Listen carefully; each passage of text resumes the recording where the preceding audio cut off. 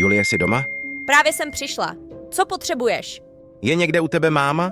Ano, zrovna koukáme na televizi. Hlavně na ní nemluv. A řekni mi, co dělá. Jenom kouká na televizi. Proč? Neteče jí krev náhodou? Jo, trochu jí teče krev z nosu. No ty vole, i z ucha jí teče krev. Je v pohodě? Julie, dělej to, co ti řeknu. Jdi nahoru do mojí kanceláře. Proč? Prostě tam jdi, otevři horní šuplík ve stole. Co proč, tati? Vem zbraň a zamkni za sebou dveře. Co se sakra děje? Je snad s mámou něco špatně? Ještě nevím, ale hlavně musíš zůstat v té kanceláři, než přijedu domů. Přijedu brzo. Proč mámě teče krev? To teďka není důležitý. Zamkla si ty dveře? Jak jako není důležitý? Proč mi to nechceš říct? Julie, zamkni ty dveře. Teď hned! Fajn, zamkla jsem je. Dobře, a máš tu zbraň? Julie, co se děje? Slyším mámu.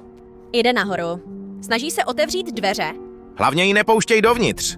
Může být nebezpečná. Říká mi, ať ji pustím. Neposlouchej ji! Teď jí nemůžeš věřit. No, ty vole! Ona začala do těch dveří mlátit. A řve, že mě zabije. Co mám dělat? Máš tu zbraň? Ano, Tak si ji připrav! A střel do ní, pokud se dostane k tobě. nemůžu střelit do mámy.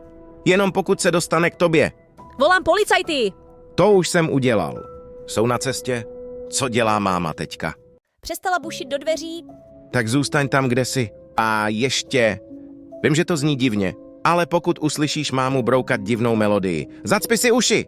Cože? Proč? Není čas na vysvětlování. Prostě to když tak udělej. Ne, dokud mi neřekneš proč. Fajn, já ti to řeknu. Bude to znít šíleně,